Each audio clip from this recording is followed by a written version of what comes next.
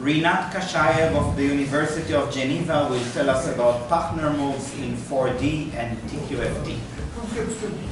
Thank you very much. Thank you, organizer, for invitation. It's I'm very glad to be here. Actually, I was born not very far from this place. So my subject will be some story about 4 dimensions. Usually we know that quantum topology takes place in 3 dimensions. So whether it is a theory of not invariance or theory of invariance of 3-dimensional manifolds. And 4 dimensions is a real challenge because if we know a lot about the algebraic content of TQFT in 2 or 3 dimensions, we know very little about 4 dimensions and higher. And so in my talk I will try to just attempt to give an algebraic definition which underlies at least some part of 4-dimensional TQFT, which is based on Pachner moves. So Pachner moves, I will explain in more detail in a moment what they are. They can be considered as an analog of Reidemeister moves for knot diagrams. So why Reidemeister moves are good? Because simply because the number is finite, and to build knot invariant is enough to realize these finitely many geometric moves algebraically. And once this is done, then we can just calculate a number associated to a diagram, and through Reidemeister theorem we will know that it is invariant. And the same thing can be said about Pachner moves. So first of all, but underlying combinatorial frame, of course, is different. Now it is a story of triangulations.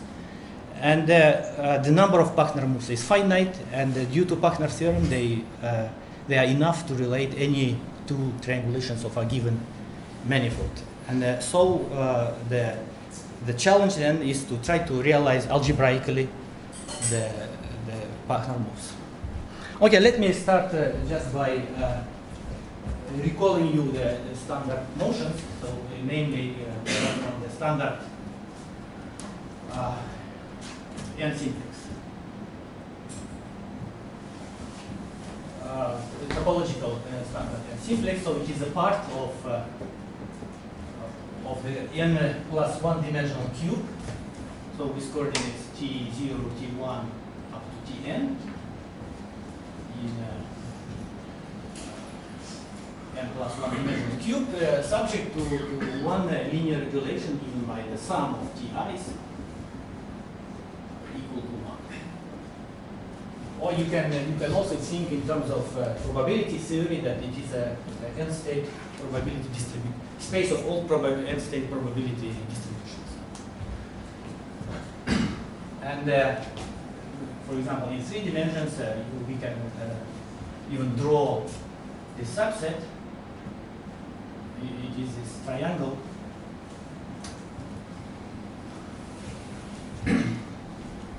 And yeah. And this n-dimensional simplex is a very nice and rich, actually, combinatorial object, because its boundary in its turn is composed of one dimension less, I mean, composed of standard simplices of dimension less by 1. So n minus 1 dimensional simplices. So these are realized by face maps. Face maps, their number is n plus 1, which sends n minus 1 dimensional standard simplex to n-dimensional simplex just by sending t0 up to tn minus 1. This is a point in delta n minus 1 that is sent to t0 up to ti minus 1. Then we insert 0 as ti and continue with other components. So this is I's face map. And the remarkable property of these face maps comes from their composition. So we can, for example, so in this example, the face maps realize each of 3 sides as the image of the interval. But if we compose 2 such face maps, and in this case it means that the insertion of vertices, then they satisfy a nice algebraic relation given by this, if I is less than G. And one can just axiomatize this theory by just thinking of arbitrary sets with a number of maps like this and satisfying this equation. And in this case, we can think of simplicial sets, but simplicial set is something more general, but just this is a part of the data in the simplicial set. Okay, now what are the Pachner moves?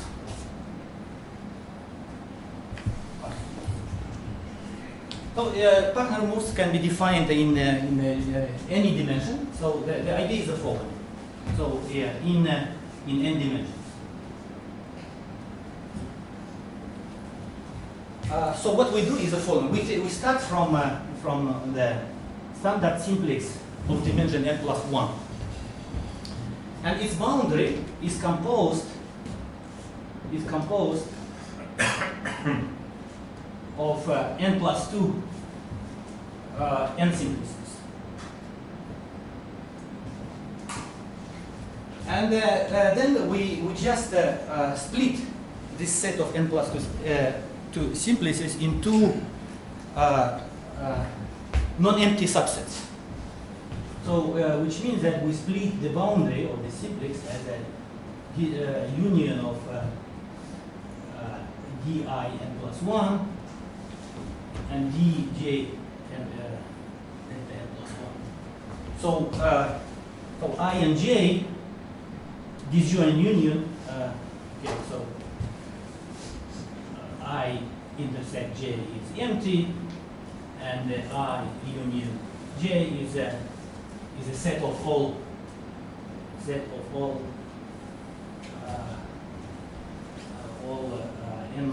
simplices. This is of the boundary. So eventually, so such splitting corresponds to. So when you mean empty, you mean that they have no interior? No, it's these are index sets. Okay, oh, index sets numbers. enumerating the ij index sets.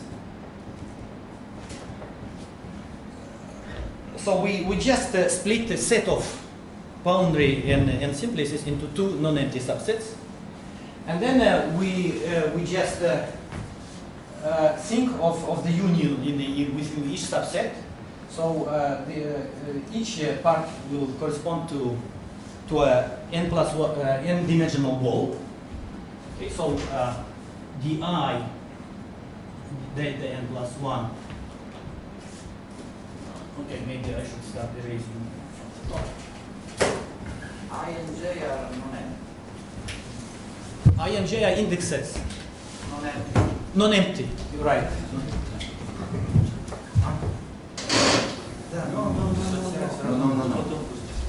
Okay. No, I think it's better to use the same. Okay.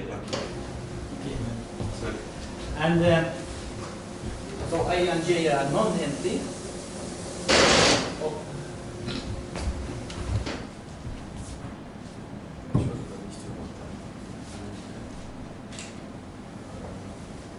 And what we can say about the di of delta n plus 1 is topologically the same thing. Ball, n-dimensional ball. Okay, and but they have since the boundary of the simplex doesn't have any boundary, so that means that the boundary components, boundaries of these two balls are identical. They are glued along their boundary, and so the Pachner move just means the following. Pachner moves associated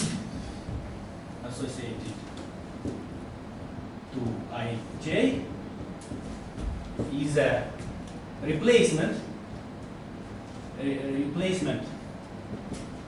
of di delta n plus 1 by dj of delta n plus 1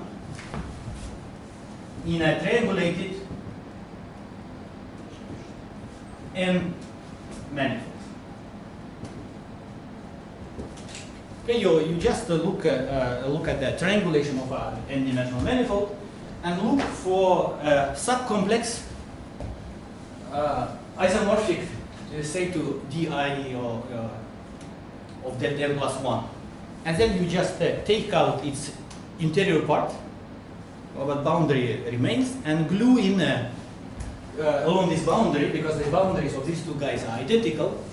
You just glue dj of delta, and so you change the interior of this ball which you took out, and the rest stays the same. So this is a Pachner move. I by G, but not G by I. No, it's vice versa. It's symmetric. Yeah, it's symmetric. Can you show that on the example of a Yes. triangle? Yeah. Now let us see example. This it was abstract, but valid for any dimension.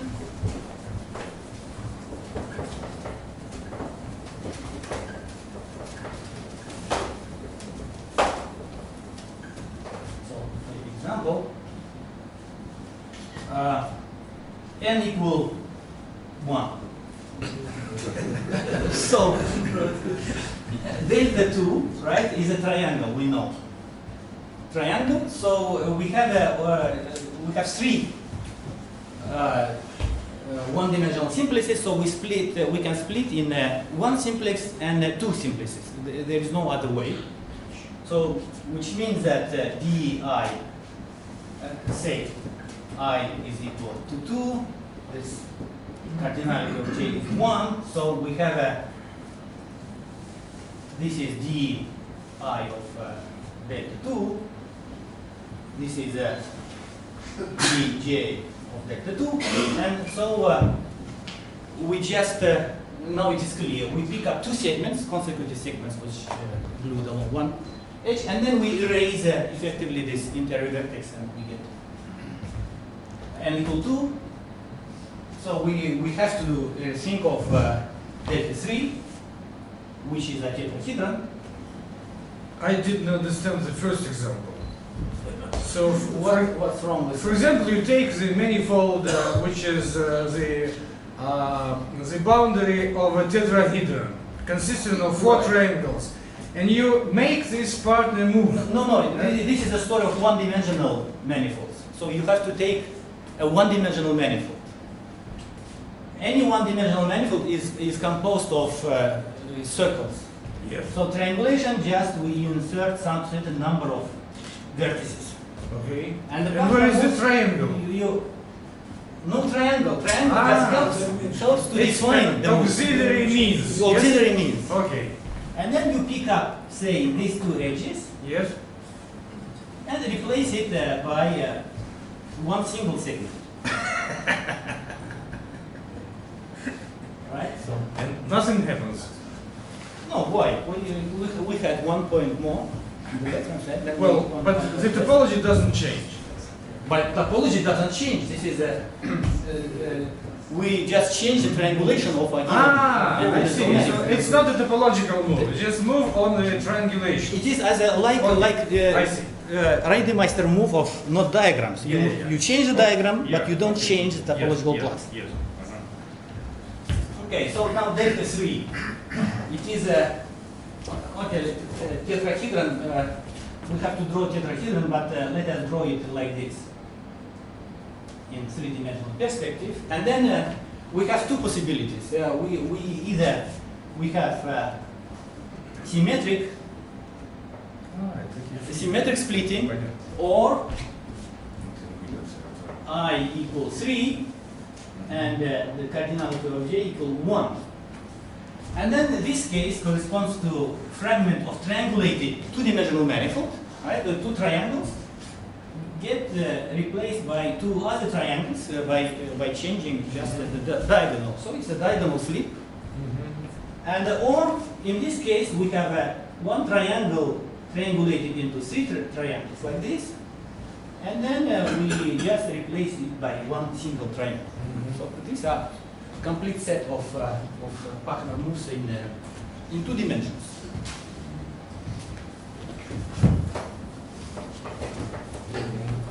And in 4 dimensions, it's in 2 dimensions. So in 3 dimensions, we have a similar situation, n equals 3. So delta 4 now is difficult to imagine, but this is subject of my talk. But we will avoid visualizing delta 4. But for the moment, let me just draw the moves, because as you see, the moves in n dimensions can be visualized in n dimensions. So the 3-dimensional moves means the following. So we have possibilities there for cardinalities of ij. So the total number of elements is 5. So we have to split 5 into 2 integers. So it can be 4, 1, 3, 2. So 2 possibilities. For 1 will be simplicial subdivision. Right. It says one tetrahedron is an analog of this. So we take a tetrahedron and insert the interior point and make a cone of its boundary. So here the 4 tetrahedra, and this can be replaced by empty 1 tetrahedron. So this is for 1 move. And 3-2 is it can be drawn differently. We just take 2 tetrahedra which are glued on one common face. This will be the right-hand side of the identity 2. But 3 corresponds to splitting this solid polyhedron into 3 tetrahedra by cutting along the vertical triangular faces which meet at the interior vertical edge. This is a 2-3 move. This is 4-1 move. So that's a situation in dimensions up to 3. And in dimension 4, we have we can count the number of possibilities, but drawing now becomes more tricky or impossible. We should use movies. So n equals 4. So the auxiliary guy is a 5-dimensional simplex, which has 6 faces. So the cardinalities of 2 subsets should be equal to 6. And so the possibilities are 5, 1, 4, 2, and 3, 3. And now I'm going to more details, and namely, I'm going to treat only one of these 3 possibilities, which I call distinguished Pachner move, and which corresponds to most symmetric splitting possible. So in this case, it is 3-3, but in the case of other cases, so we cannot make it equal to each other, so we take closest splitting 3-2, 2-2 in the case of in 2 dimensions, and so on. So this is a distinguished.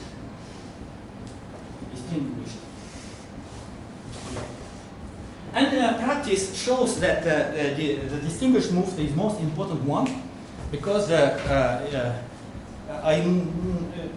except for infinite dimensional solutions, so the realization of 3-3 move implies also that all other moves are realized.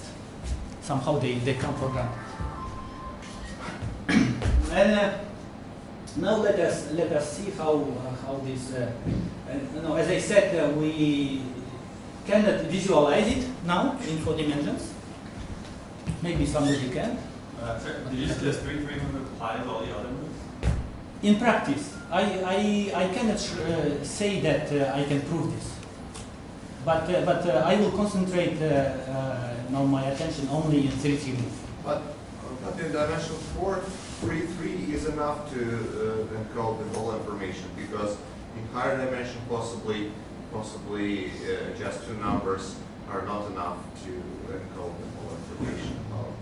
In higher, I don't know. I don't have experience, but in 4D, at least an example of which I will be talking tomorrow. Actually, today it's just mostly general theory and how the algebraic things come out from this combinatorics. The example in this example, the 3-3 move implies all others. But sorry. Yes, that's correct. And so?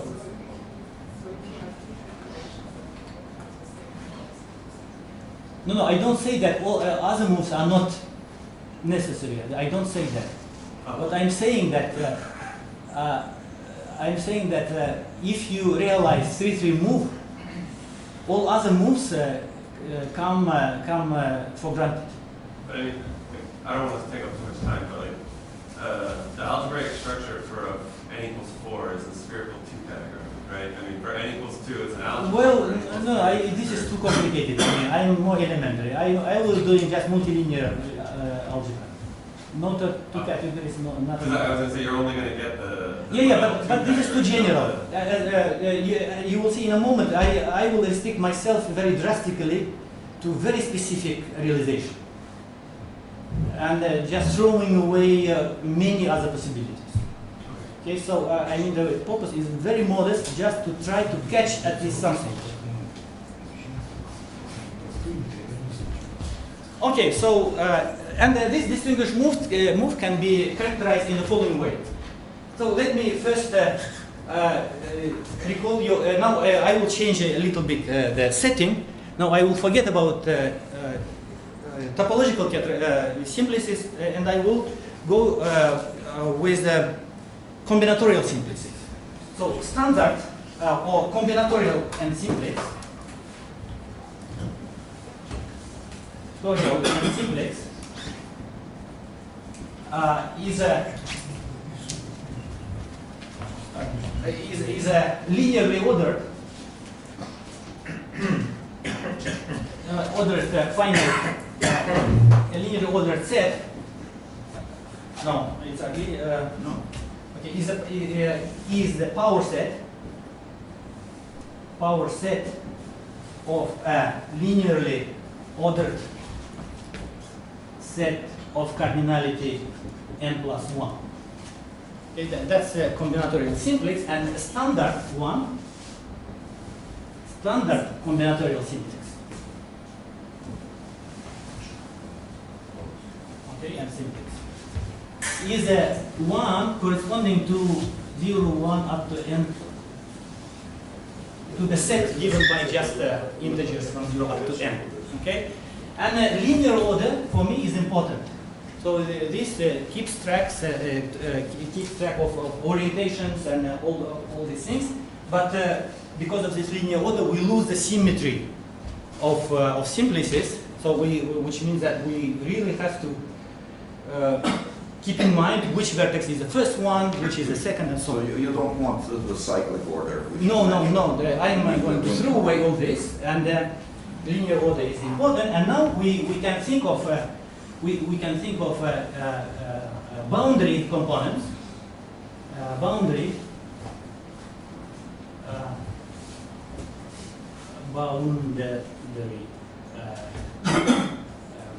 facets.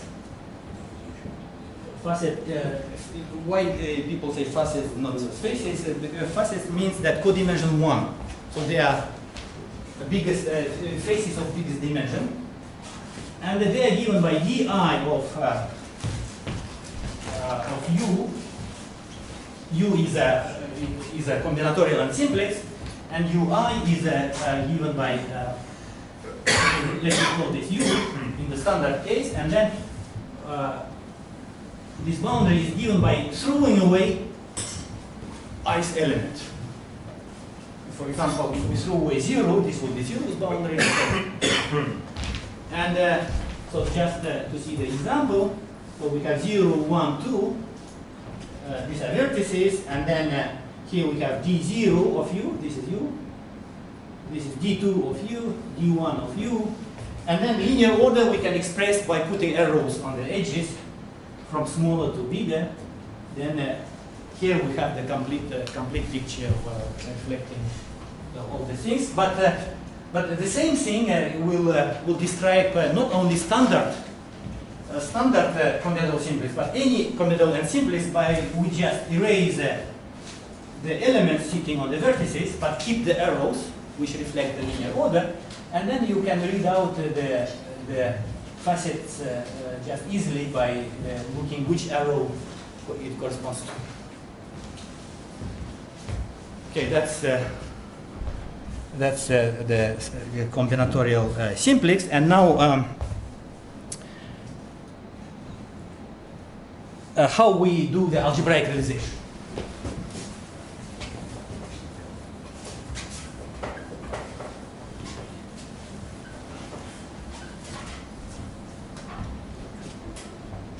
So algebraic realization.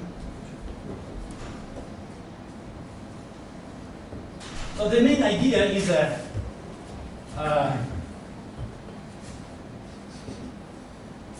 okay, the double dot, idea double dot. Okay, the main idea is for the TQFT. Actually, just TQFT. In the usual sense. So what does it mean, TQFT in d dimensions? It means that you associate to any d-dimensional manifold a vector space, and the vector for any d-dimensional cobordism, and the vector sits in the vector space associated to its boundary. So that's the idea. And so if we go for d-dimensional, if we use the d-dimensional TQFT in this setting, then it means that we have to associate to d-dimensional simplices a vector spaces, or just one vector space because they are isomorphic, and then to d plus one-dimensional. Sorry. So if we want a d-dimensional TQFT, so to d minus one-dimensional simplex we associate a vector space. To d-dimensional simplex we associate a vector sitting in the tensor product of the boundary facets.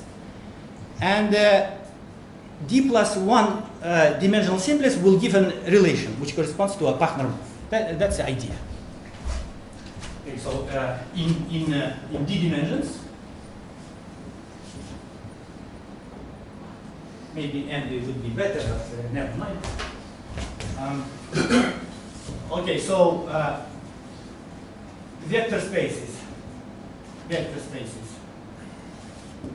to d minus one-dimensional simplices, and vectors to d-dimensional simplices. And the vectors, and more precisely, the situation goes as follows. So if we have S a d simplex,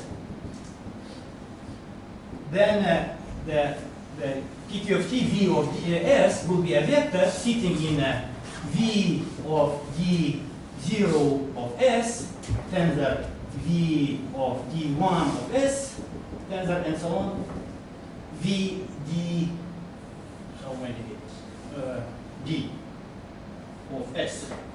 And that's a bit more precisely what is the story is about. And then we relation. So relation vector relation d plus one simplices. And this I just explained. So we have we take a Pachner move.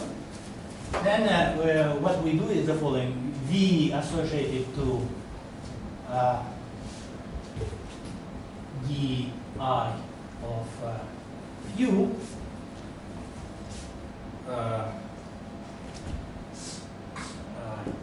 evaluation equal v associated to dj of u evaluation. And evaluation means contraction along a common faces. Are you assuming that the d minus 1 manifolds are closed? Or are you going to allow them? No, this actually, more precisely, this is a TQFT with corners. You mean the contraction of a tensor with the help of a metric or what? Yes, thank you for the question. I forgot to say that in this part, if we take opposite orientation, then the vector space should be also conjugated by dual vector space. And then this is a opposite orientation.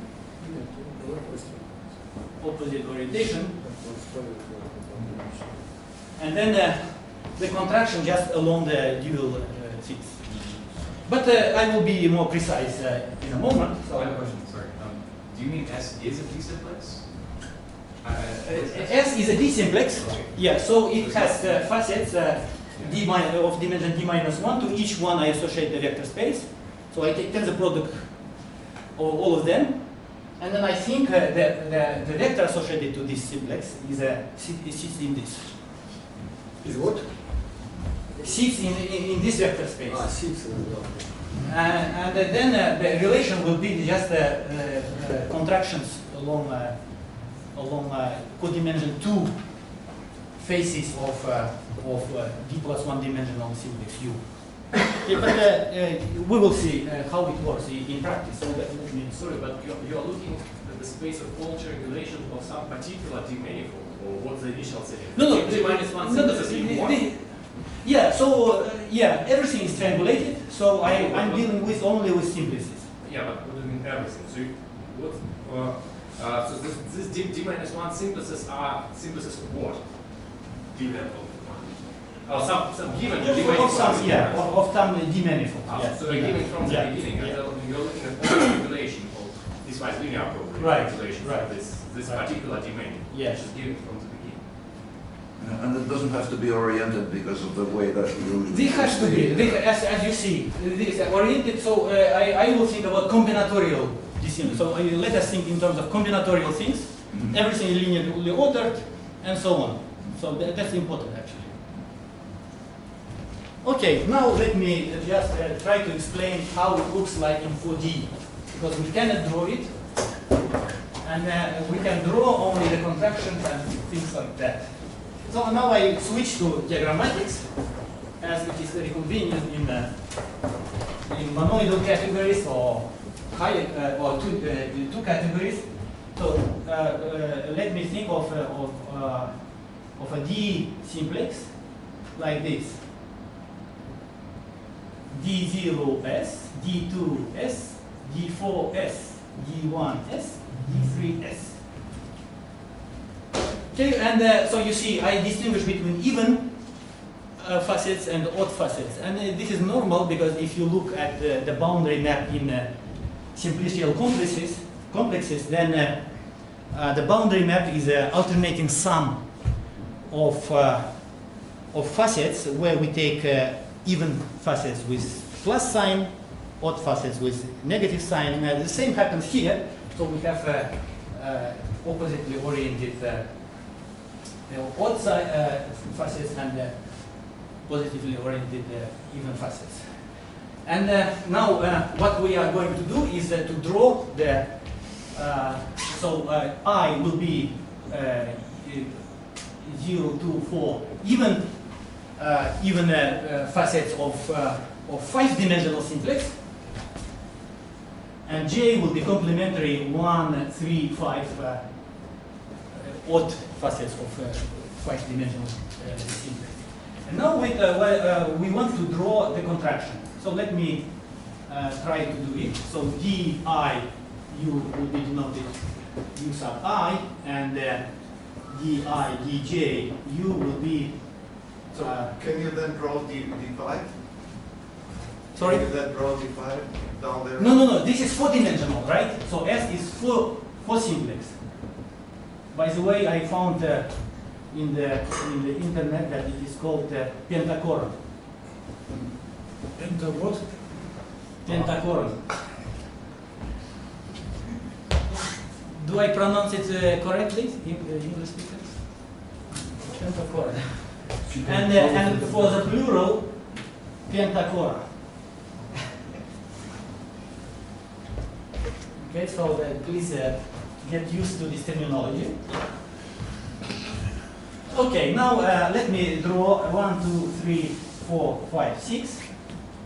And now I'm starting to draw U0 like this, U2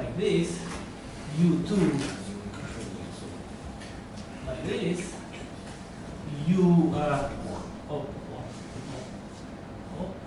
U4. So this is the left-hand side of the identity. And here I draw 1, 2, 3, 4, 5, 6. I intersect the middle two, and then I draw U5 like this, and then U3 goes like this, and finally we end up with U1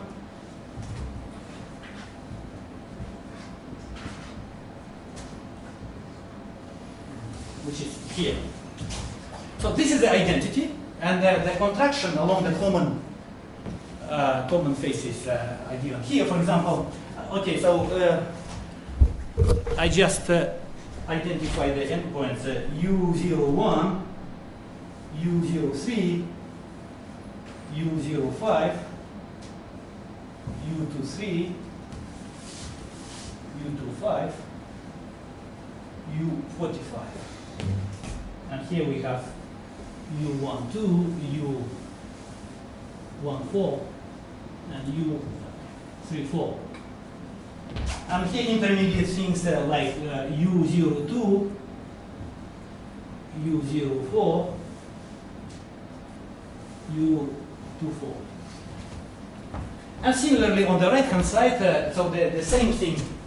So that why I put the crossing here, you have to identify this end with this end, and so on. The same downstairs, and the intermediate ones, for example, this is U35. This is the U15 and U13. And the outer ends carry the same labels. That's the diagrammatical representation of the 3-3 Pachner move in a symmetric form. And then if you apply a functor, so it means that here you get vector spaces everywhere with tensor product between them.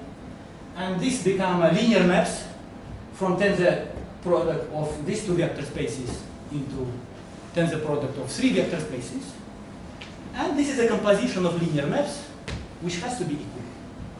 So in the left picture, the topmost is U0, the smallest index, and in the right picture, the topmost is U5, the highest index. Yeah. Is it on purpose? Yeah. Or the matter, or it doesn't matter in which order? No, it does. It does. No, it's a question of parity, not a question of linear order. Yeah. Yes. Yeah. Surely. So as you see, we distinguish all the facets, right? By this is the smallest one corresponds to leftmost leg, and so on. So the order is very important. And now what is algebraic realization? So what I do is just this. So sorry for using the same picture. I erase all this. I put everywhere V. Everything is erased here, and here I put the same label, say Q.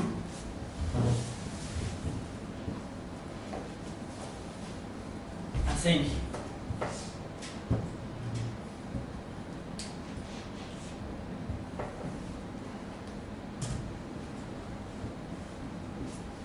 That's the algebraic identity. So Q lives in Q now mapped V. So which means that Q, which maps V tensor V to V tensor V tensor V. And then we have this composition of maps.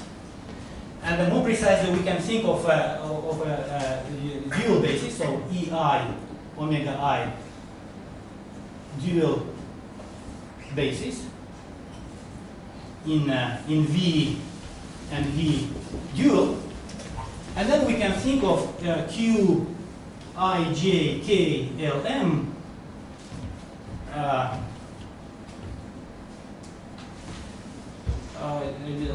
like this. Q evaluate Q acting on EL tensor EM evaluated omega I tensor omega J tensor omega K. So I just write the matrix elements of Q, and then so these are numbers. And so this diagram can be converted into just algebraic identity I, J, K, L, M, N. Same here, I, J, K, L, M, N. P, Q, R. P, Q, R. And then here we have summations.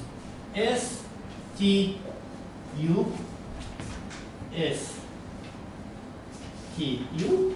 And sum over STU, sum over STU. So we get just algebraic trilinear identity for unknown quantities, which are 5 index objects.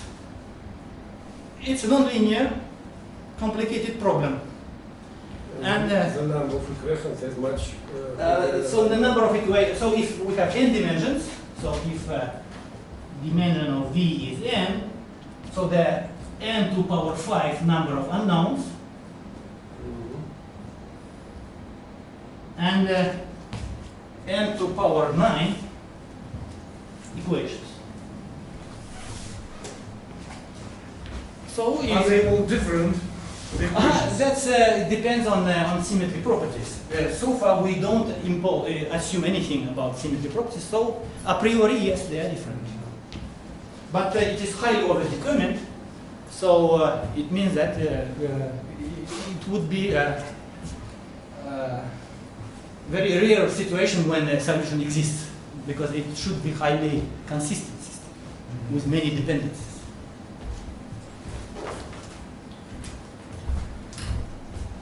Okay, now solutions.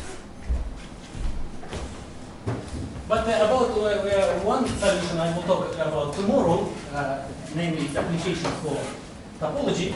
But today let me give most general solutions which can be written explicitly.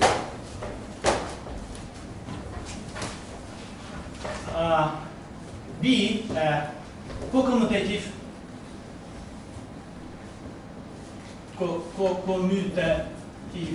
by algebra. For example, co-commutative Hopf algebra, or even more than group algebra. Just take a group algebra. Then Q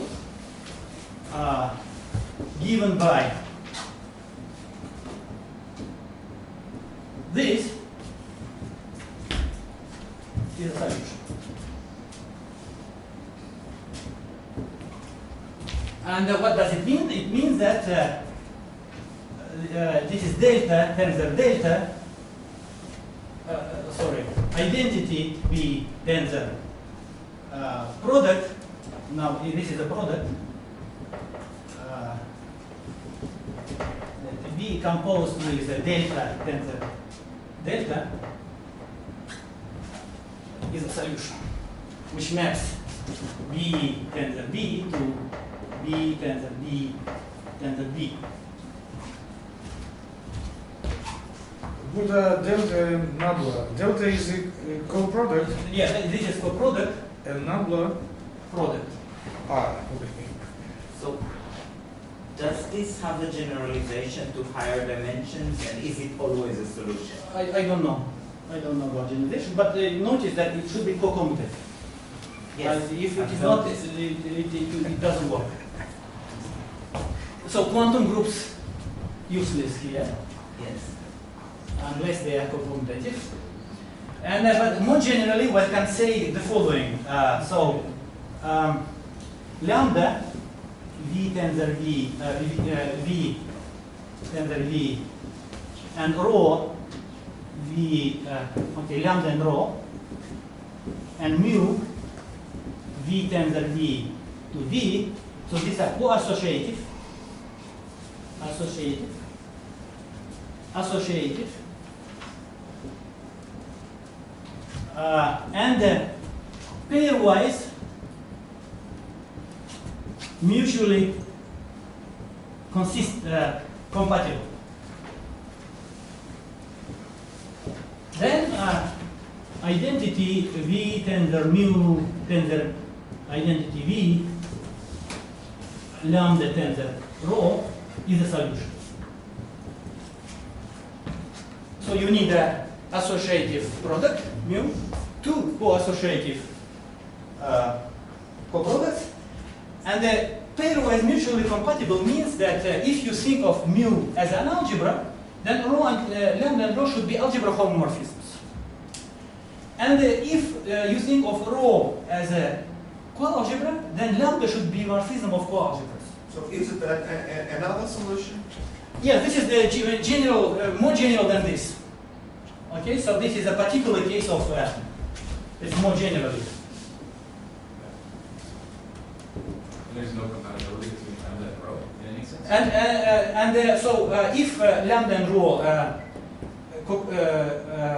compatible, and there is a co-unit, then you can prove that lambda equals rho and they are co-commutative. Compatibility, it is like in why the higher homotopy groups commute for the same reason.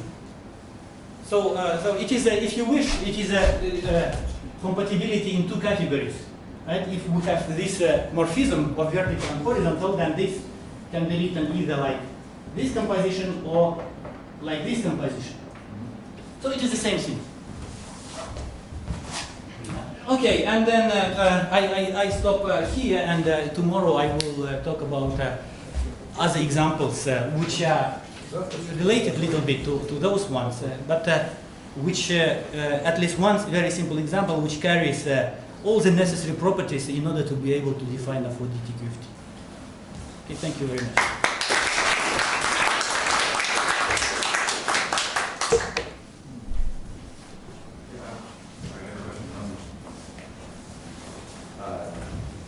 So in defining these tensors, it looks like we're regarding the simplex as a coarsen from the odd part of its boundary to the even part. And the spaces associated with these are just tensors with these. But aren't these boundaries, am I wrong? Are these odd and even parts of the boundary not connected? No, they share their own boundaries. These are TQFT with corners. But I associate nothing to lower dimensional. So why should the vector space associated to even and not parts of the boundary just because of the product is a T? Say it again, please. So you had this diagram where it was S and like the odd part of the boundary. Yes. And the even part. Yeah. And to each you associated a tensor product with these. So why should this be a tensor product with these and not some more interesting object? Because it is simplest option, right? To restrict yourself to one single space associated to any simplex. Just I cannot imagine something more simple than that. But if they share boundaries, shouldn't there be some? Yeah, you can go further in generalization, so no problem about that. But this is the simplest possible scenario. Yeah, of course there could be. So do I understand correctly that what you're showing is like in a situation where you're trying to assign vector spaces to tetrahedra and linear maps or vectors to four symmetries. Yeah. you're trying to find a solution to the 3-3 move. Right. Which is basic, I mean, the 3-3 move is basically it's not the Kashaev associator, it's the associahedron. So No, it is higher, you you said, yeah. The Just next higher, Kashaev. yeah, next level, yeah. And what's the topological meaning of triangulation modular 3-3 moves and no other moves? Is there any? No, I don't know. Yeah, which preserves the number of tetrahedra, I mean pentachora. So which means that the number of pentachora is invariant already. Yeah. And I don't know. From a numerical perspective, it's interesting because in 2 dimensions, the 2-2 move is related to multiplication. And then in 3 dimensions, the one that goes up from that, the 3-2 move, that's related to associativity. So like instead of being associative, now you have an associator satisfying the pentagon. And then in 4 dimensions, the 3-3 move is exactly the Kashaev associahedron same. Now you have a multiplication which is an associative, it satisfies an associator, and your associator now satisfies a big equation. So it's like you're looking for solutions of that. Exactly. Okay, Leonard. How do you know that the solution, let's say, is non-trivial? Well, the only criterion for me is what for manifold invariance it gives. So if the invariants are interesting, then the solution is interesting to me. So At this level, you can say if it is trivial or not. it may happen that this strategy gives only trivial solution. Absolutely. So the problem is to construct. Okay, yeah. This is tomorrow. Maybe we should continue off. You should continue in the break, and so let's thank Rinat again. And meet again at 11 to hear English. No, 11. Here's the Bible. Значит, тут ссылка на мою старую работу. И еще вот такая я на флешку совершенно статью. Которая на мне есть, вам несложно ее распечатать. Здесь вы хотите. Да. Значит,